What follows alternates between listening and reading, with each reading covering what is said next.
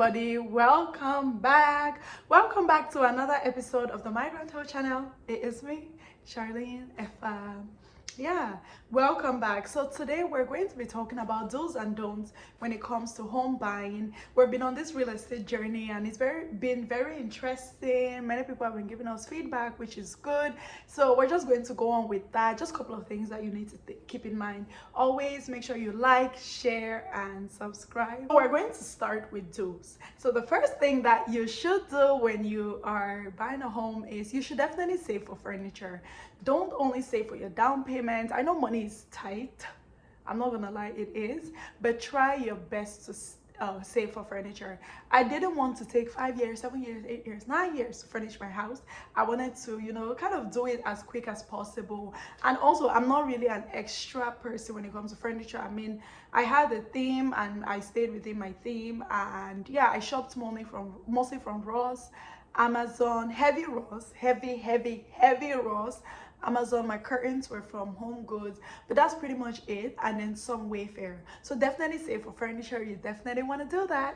If you're purchasing a home in a place where there are already other people who live there, make sure that you're talking to the people who are currently living in that neighborhood, just to get a feel of like what exactly is the neighborhood is like. When I was thinking of moving to my area, there's actually a train track around, and it was a concern because one of the homes I was looking at was around that train track, and the people who were selling were like, oh no, you never hear anything. But I spoke to a neighbor and she was like, oh no girl, the train track will wake you up at night. And I was like, nope. I mean, I'm a deep sleeper, but I have family members who are not, and that was a concern for me because my home is for my family also. So I also considered that. So definitely speak to people who are already living in the community. You never know until you ask, right? Next thing, heavy on information sharing. Try to join Facebook groups in the city, town, region, country where you're trying to buy a home in.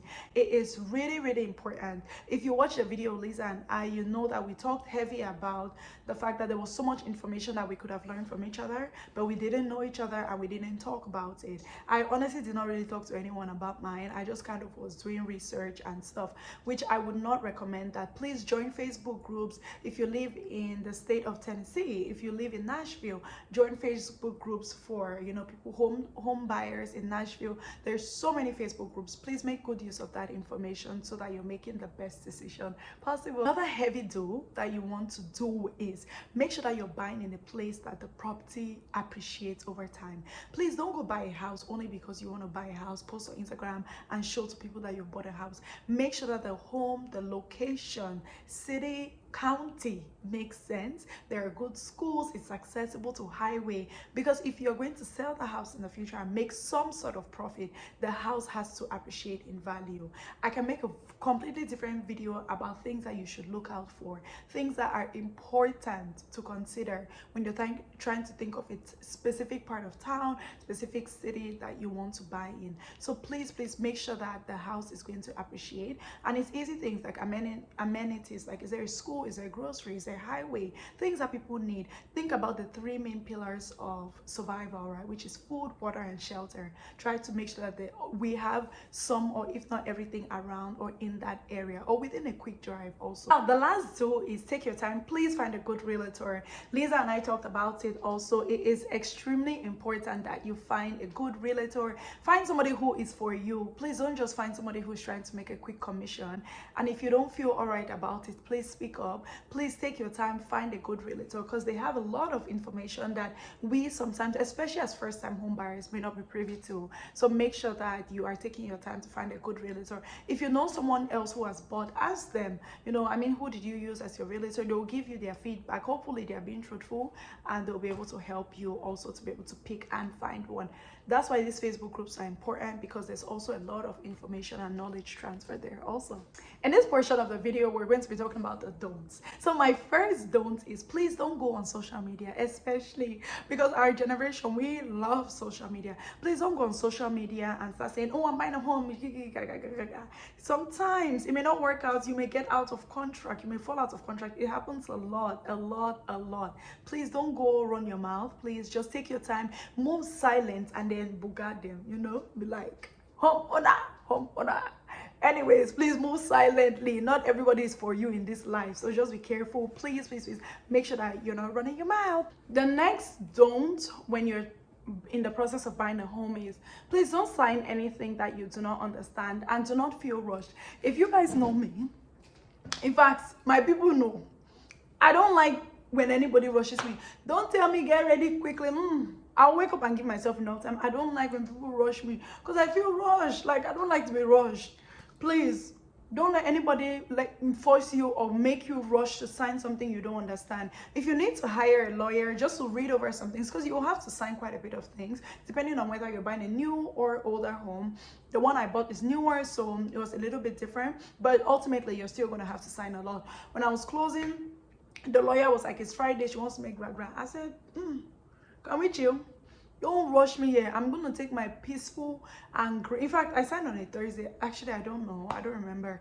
But yeah, the point I'm trying to make is, please don't let anybody rush you. Hire somebody. Have a friend of a friend of a friend. If you need a legal contact to help you, let me know. I have somebody and they'll be able to help you. Please, please, please do not rush to sign anything, because there may be a lot of clauses in whatever you're signing that may actually be to your detriment and not your benefit. So just please be careful and don't sign anything without fully understanding what it is. Something most people don't talk about in the home buying process is your intuition is extremely important. Please listen to yourself.